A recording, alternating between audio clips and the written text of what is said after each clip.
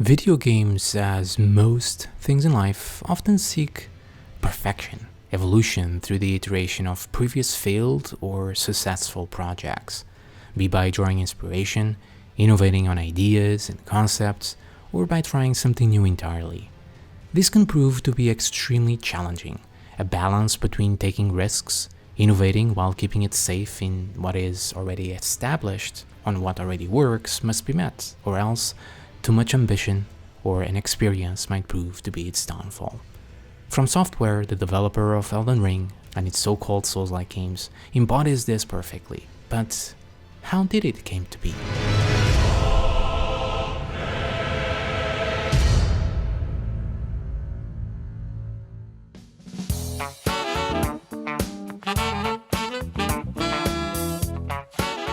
To discover, we are going back to 1986. This was a year in Tokyo, Japan, from where FromSoftware came to life. At the helm of its creation was Naotoshi Zen. It would still be a long while before household and popular names such as Hidetaka Miyazaki would join the company. In fact, he was only 10 to 11 years old at the time. And on its birth, FromSoftware produced home application software, such as accounting programs. So, how does a company shift from accounting software to making video games? To answer that question, we need to go to these three young gentlemen. Over time, they found that in between jobs, there was quite a lot of downtime in the office. So, as any other person would, in their free time, they started writing 16-bit PC games. And as it went on, the interest and passion to make video games grew and grew within the workers and the company. In between those small games, as most game projects start, they were eventually influenced by a bigger and successful title, Wizardry, and it served as the main inspiration for their first production and most ambitious title yet. It was now in the 90s, and the original PlayStation was soon to be released. Its core idea was dungeon exploration, and it first started as an action game where you played as mechs in an underground dungeon, but then soon shifted to a first-person exploration RPG game set in a dark fantasy world called Verdite. And after only 6 months of production and a team that grew to about 10 developers, including the founder of the company and its creative director, the brainchild of Naotoshi Zen came to be born. Kingsfield, released exclusively to the PlayStation and only in Japan in December 16, 1994, only 13 days after the release of the console. It went on to sell twice as expected, followed by 3 sequels in the coming years.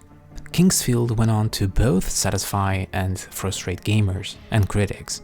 In large part, this was caused by its combat style and controls. Remember, first-person games in a 3D space, especially on console, were a novelty. In order to control our character's camera, analogs weren't even used, nor were even present in the PlayStation 1 controller. Instead, the left and right arrow keys to turn left and right, and the back buttons to look up and down. Not the most elegant way of playing a game. When it came to its combat, it was slow, very slow, and methodical, controlled by a stamina bar, dubbed power for each move, and a magic bar for sorceries that you could use in between. The intent was very clear by the developers: to make combat challenging, to make you think about your moves and strafe away, to dodge incoming attacks in between the recharges of your so-called power bar, instead of hacking away mindlessly at enemies. But perhaps it was too ahead of its time and technology hadn't caught up. Together with its controls, it was criticized for feeling clunky and too difficult. Being a dungeon-crawling RPG, exploration was one of its key elements, with the added risk versus reward from its tough enemies found throughout these foreboding hallways. But it wasn't just enemies. Much like FromSoftware recent titles, traps could also be found and could even be utilized against your foes. Hidden doors leading to secret loot, the process of finding keys to traverse the environment, and even a maiden-like character to guide you on your journey, the elf, Miria. All recurring themes that we are so familiar with. The world was Verdite, a medieval dark fantasy land where an ancient evil was once defeated by a hero, simply named Dragon of the forest. It's only till later titles, the environmental storytelling left to the interpretation of each player, that we have come to know from software stories became far more prevalent. But even here in this original release, we find some crossing themes, such as corruption of kings by evil powers, and an ending that finishes with our character usurping the said king, leaving in the open what might come next. Through all references or inspirations throughout all fantasy-based FromSoftware games, there's been a thing, an item, a weapon, that united them all. A very peculiar item that finds its way to every Souls-like game, including Elden Ring. Isn't it curious that on every single title we find a powerful sword, a sword of moonlight, and its origins are traced back here to Kingsfield. As in every game, it is the weapon the player needs to obtain to defeat its great evil, and after more than 20 years, the ultimate Easter egg was born here in 1994. 1 year later, in 1995, with the release of Kingsfield 2, now released worldwide, rebranded original Kingsfield in the West, suffered little changes, taking place in an island called Melanat, located still in Verdite, with a new protagonist called Alexander, with the sole goal to retrieve the Moonlight Sword and uncover the secrets of this dark island.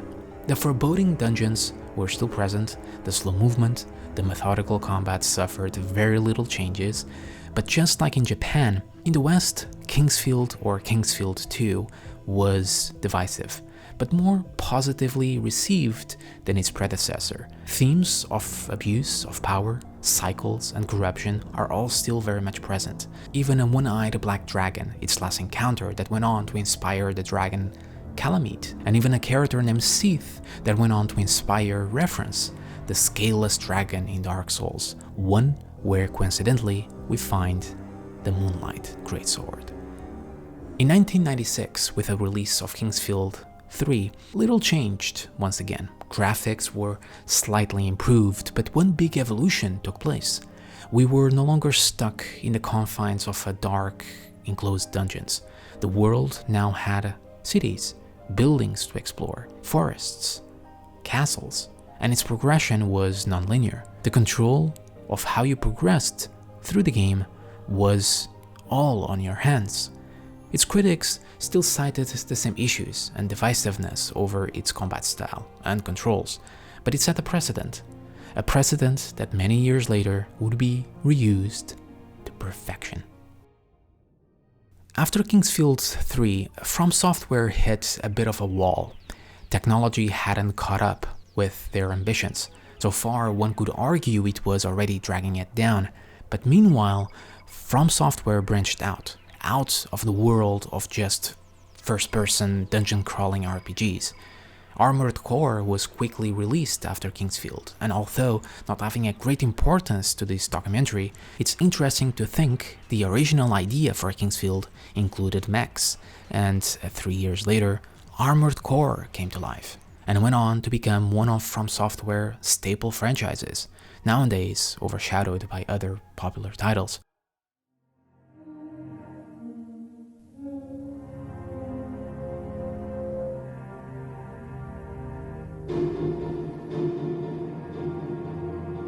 The cursed land lies deep in a dense, colorless forest.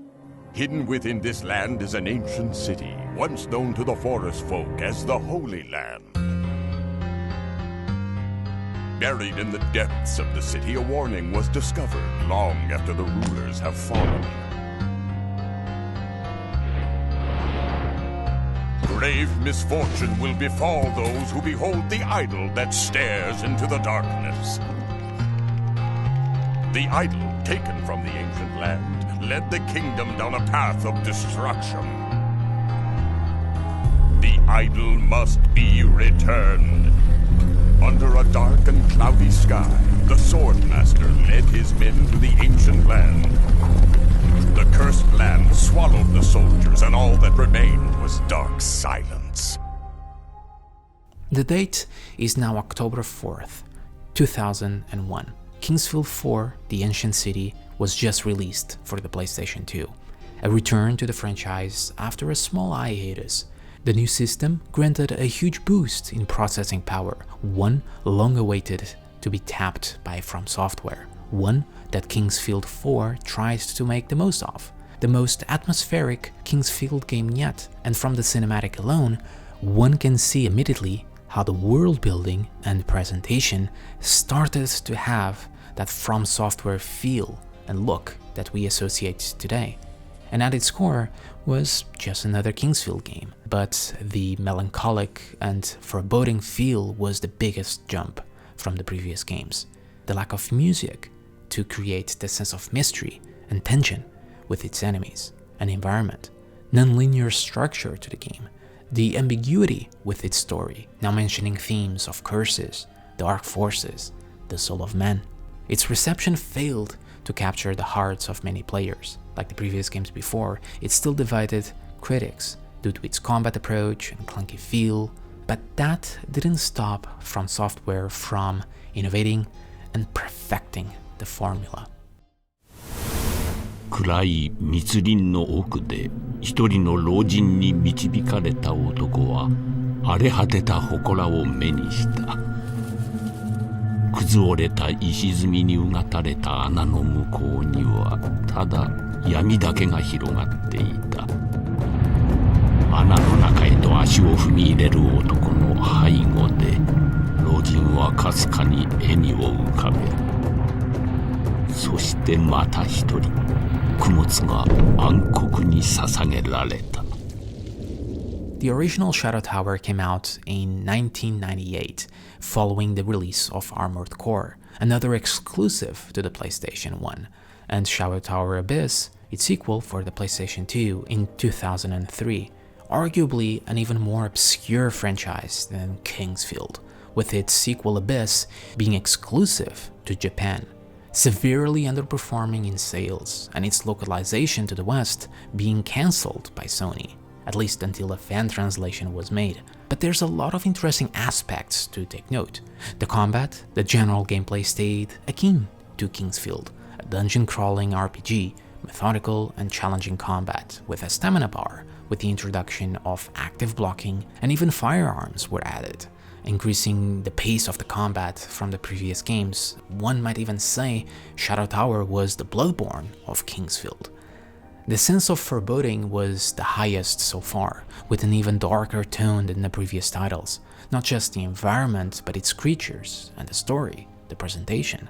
A sense of mystery surrounded the environment of this lonesome tower that, together with a lack of music, carrying only ambient sounds, created a massive sense of immersion in this world that we are so familiar with. All that Kingsfield 4 was aiming for had reached its peak with Abyss. But the most interesting aspect about Shadow Tower was its progression system, not done through experience or levels, but through souls of the enemies you defeated, a so-called growth progression system that then you could use the said souls to apply them to attributes like vitality, strength. And if that wasn't enough to make you think it was a FromSoftware game, a poison area was also present.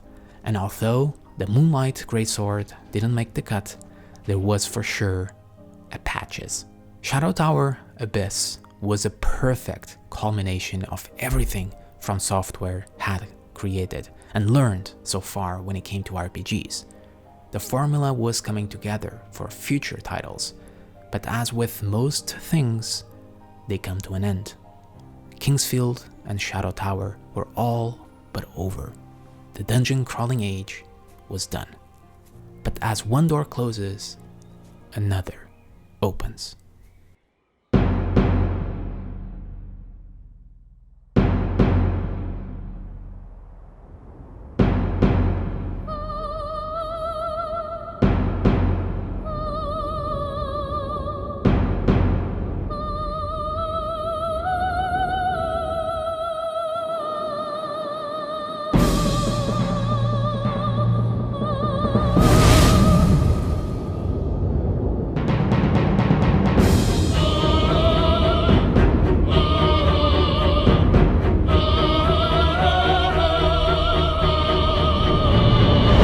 The emerging Souls series that have branched out to create an entire subgenre and effectively influence the entire game industry was created and released here in 2009 for the PlayStation 3.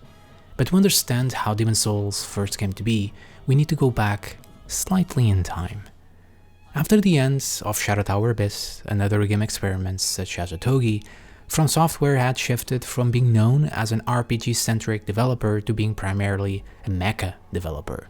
Armored Core had become its most popular franchise by a massive margin, and so around 2004, a game called Ico came to the life of a seemingly random 29-year-old man.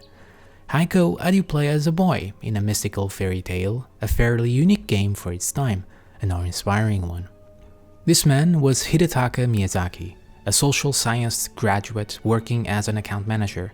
The experience that was Ico and other titles like early Dragon Quest games or even manga like JoJo's Bizarre Adventure inspired Miyazaki to pursue game design.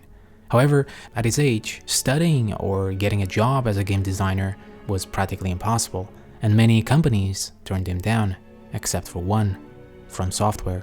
Miyazaki started as a programmer in 2004, working in the Armored Core series, Armored Core Last Raven, and a couple of years later, in 2006, even directed his own debut game, Armored Core 4. Office rumors then soon spread and reached his ear. Demon's Souls isn't doing well, and that piqued his interest.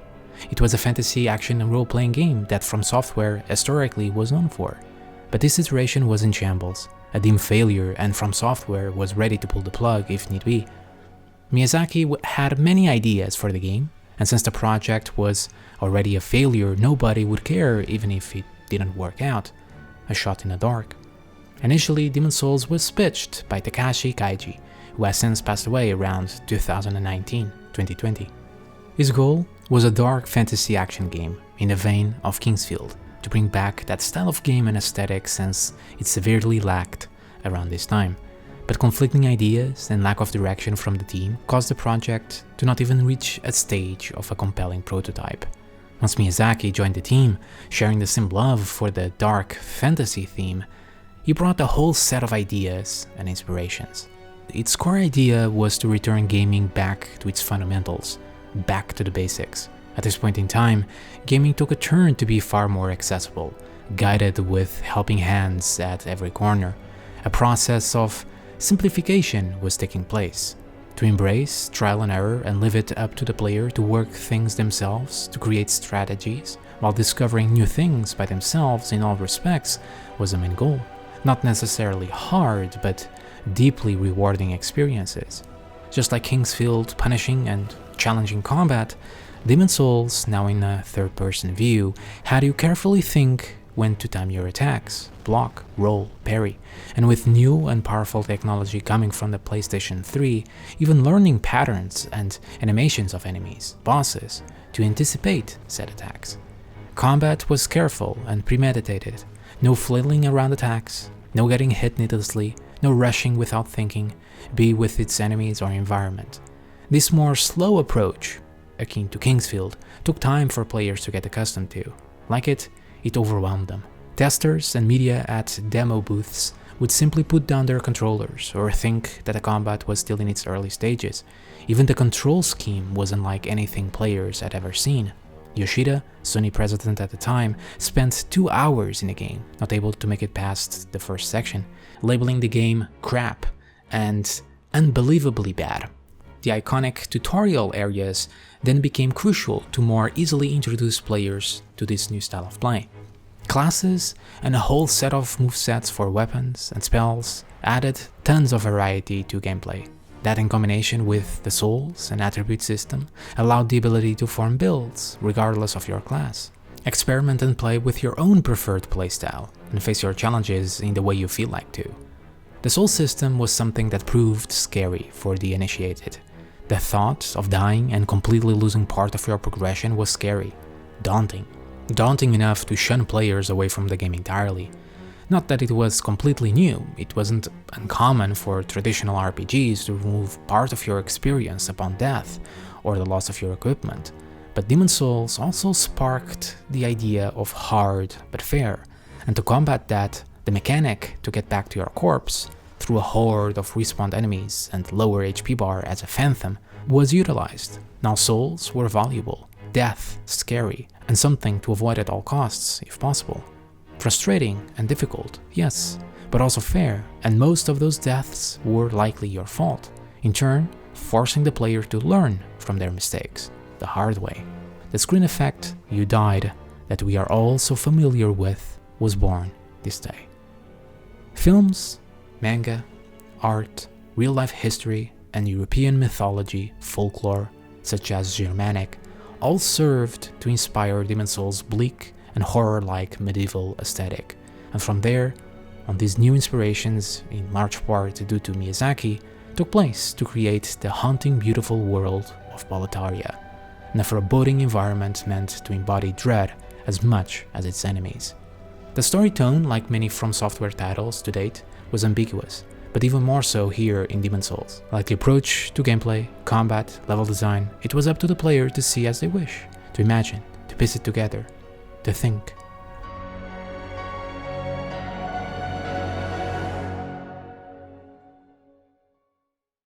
Demon's Souls also carried one of FromSoftware's most innovative elements, one still very much used today. And to tell that story, I want you to bear with me for a moment. I want you to imagine a snowstorm, the dead of night on a hillside. All that you have to guide you, all that you can trust, is the vehicle in front of you. Imagine if your car starts to slip, and the car behind it gets stuck as well, and the car behind it bumps into it and starts pushing them all up the hill. All three cars indirectly helping and communicating to one another in a difficult situation. And once safe, they will likely never see each other again, nor know if they reach safe to their destination. This is what drove Miyazaki and his real-life experience in that hill to envision the idea of messages and blood pools and the co-op system in the Soul series. The idea of mutual assistance between transient people.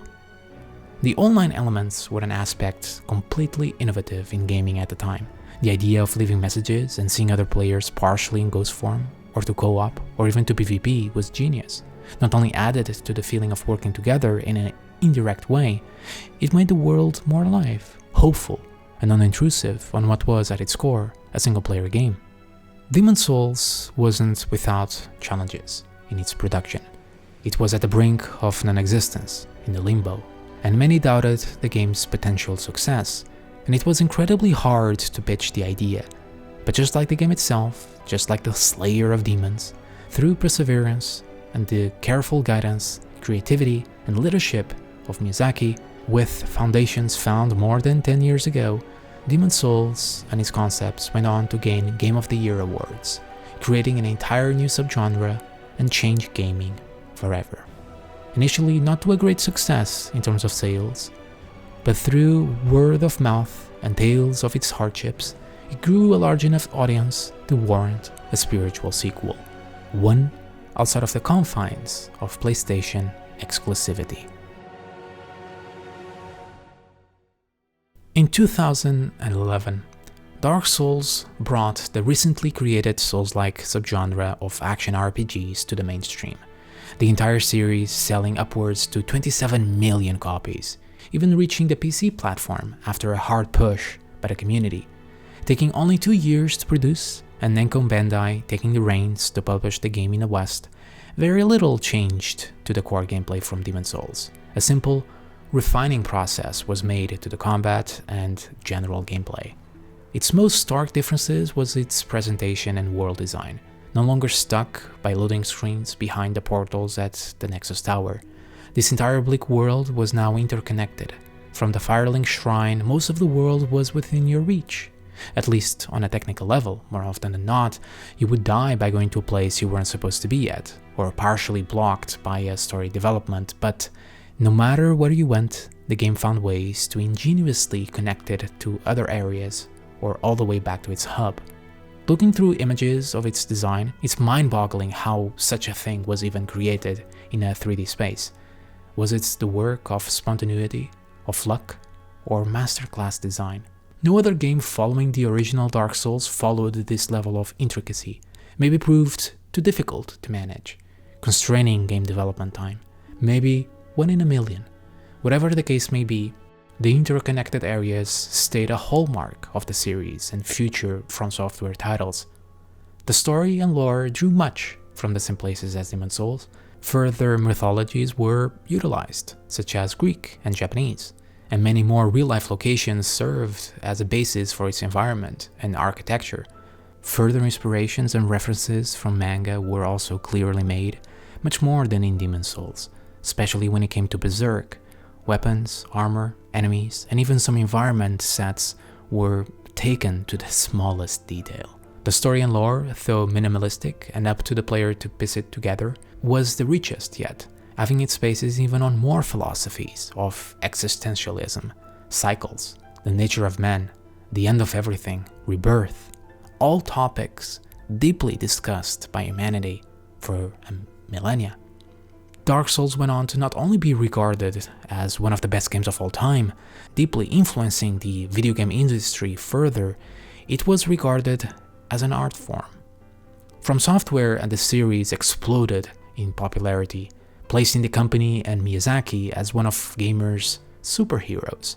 Its sequels both perfected and simultaneously took some steps back. Dark Souls 3 was able to drive and refine the combat to near perfection while also providing the hardest challenges at the time with its boss fights, but making its progression more streamlined. While Dark Souls 2, under a different direction of Miyazaki, suffered a very divisive reception, some stating that the fairness level of its difficulty was lacking, the game clunkier and design lazier, others stating it was simply a different take. Maybe it was the effect of having two different directors and its vision became blurrier. Whatever the case may be, we might explore it some other time.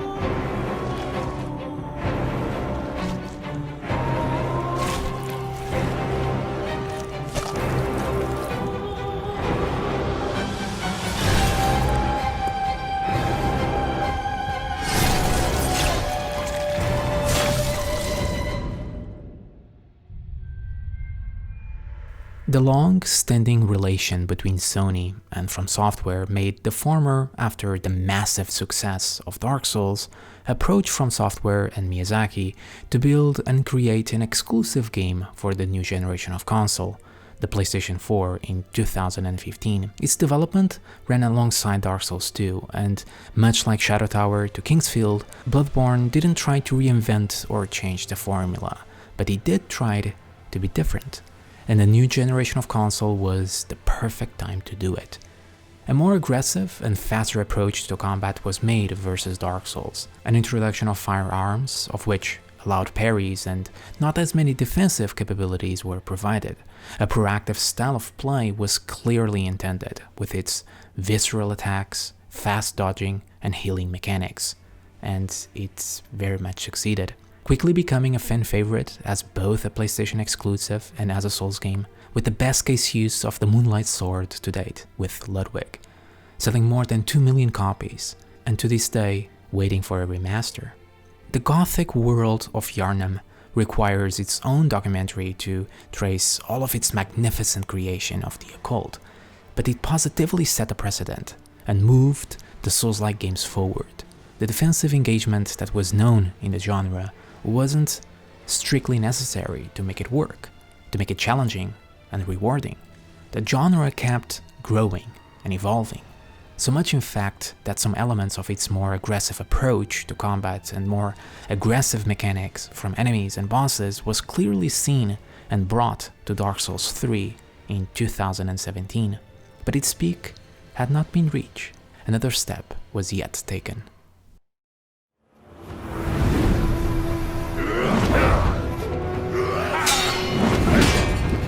Refining and perfecting gameplay on such a deep, complex, and precise combat system can be challenging, More challenging still is to innovate on this concept. The year is now 2019, and a so-called Souls-like game with samurai was soon to be released. But in fact, though it carries much of Souls-like elements, Sekiro wasn't an RPG, but simply an action game with some RPG elements. It wasn't something FromSoftware wasn't familiar with. They had produced games like Otogi or Tenchu in the past, and in fact for a while in its early development was meant to be a sequel.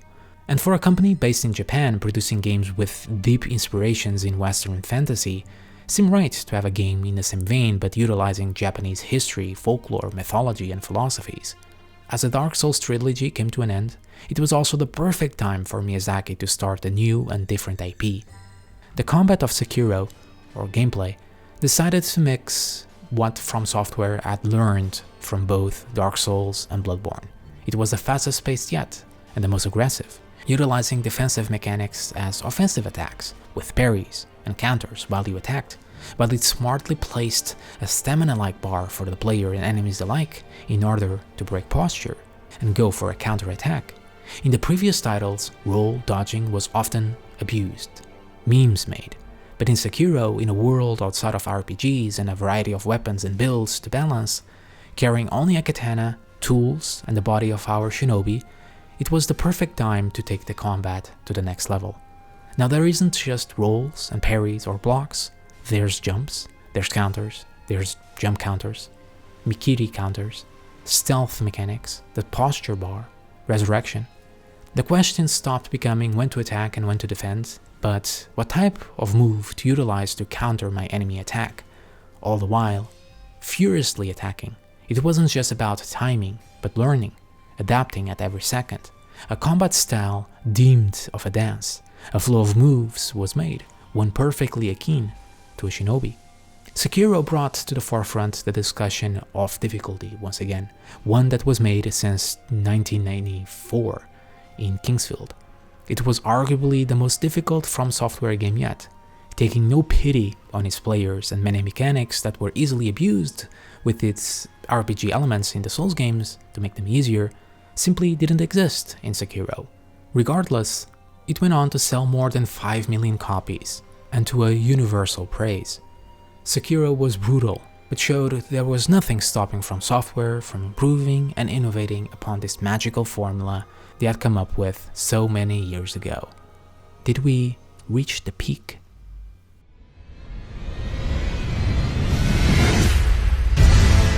That which commanded the stars, giving life its fullest brilliance. The Elden Ring. Oh, Elden Ring. Shattered by someone or something. Don't tell me you don't see it. Look up at the sky. It burns.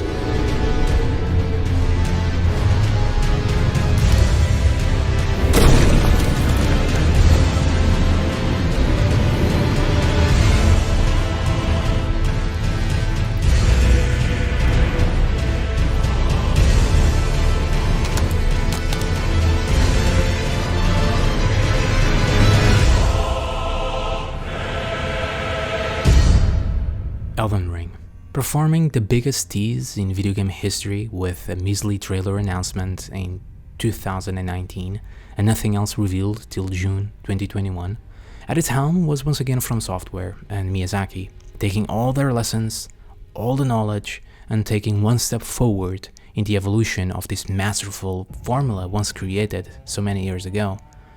With Dark Souls' deeply interconnected world, with Sekiro verticality and free movement with jumps and climbing, it was only natural that the next step in building the next Souls-like game would be a free roam open world. But it was dangerous, challenging, something completely new for FromSoftware. Horseback riding and the ability to go anywhere as you wish could remove some of the beloved mystery and challenge the worlds of FromSoftware presented so far. The sense of accomplishment through challenges and hardships was a design concept clearly conquered by the developer, So why not add a sense of adventure to the mix, with many unknown threats that you as a player may choose to face? No leads, no guiding hands to every single detail, just you and a hopeless, dangerous, giant world. Sounds quite fitting. Being a completely new challenge in terms of development, FromSoftware looked towards a couple of games to provide some guidance. Elder Scrolls, Witcher 3, Shadow of the Colossus, the sequel to Ico, and Breath of the Wild. These games give an idea to FromSoftware what can make an open-world game fun, the sense of adventure. The lore of Soulsborne games always proved fascinating to the community, though hard to understand and pretty ambiguous and unclear, with very little answers. FromSoftware decided to bring George R.R. Martin, the writer of A Song of Ice and Fire series, Game of Thrones, to build this new world from the ground up, hopefully bringing some more ease of access to the storytelling to your average player while maintaining its hallmark ambiguity. At its core, gameplay stayed much akin to previous games, but by taking bits and pieces of what made previous games great, like Sekiro's stealth mechanics and jumping, a hidden posture bar to break enemy stance, the ability to play more aggressively like in Bloodborne, or more defensive with a new shield counter mechanic akin to the older games. Being an open world game, it appealed to a much bigger audience, to the mainstream, selling more than 10 million copies in its first month, and peaking Steam weekly charts, an achievement well above expectations. But that wasn't the only reason. FromSoftware was able to achieve something quite remarkable. It tackled an entire new style of game, the open world, while maintaining its core aspects that compromises a Souls-like game. It was able to make it more accessible, without filling it with needless clutter or guiding hands, but by simply adding more tools. It added a map and some guidance to quests while not ruining the sense of mystery and unknown and discovery. It added Spirits of Ashes and ways to make combat easier and more approachable, yet still deeply rewarding as any Souls-like game should.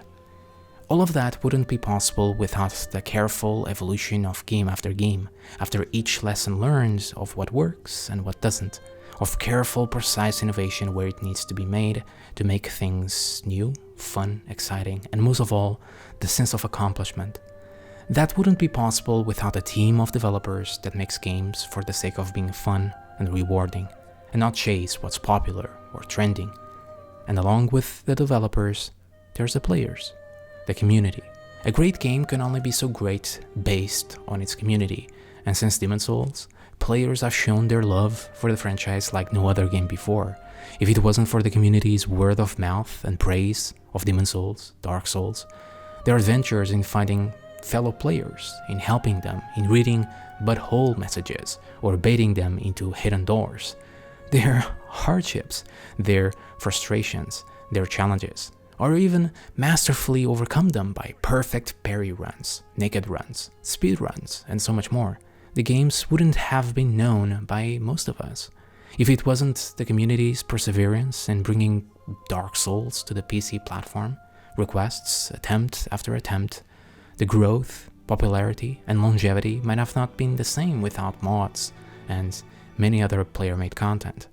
Just like Miyazaki envisioned so many years ago on that hillside, on that snowstorm, each and one of us helped drive the games to success, to reach the top of the hillside and beyond, from developers and players alike with one single and basic goal. And that's how Elden Ring came to be. Thank you for watching.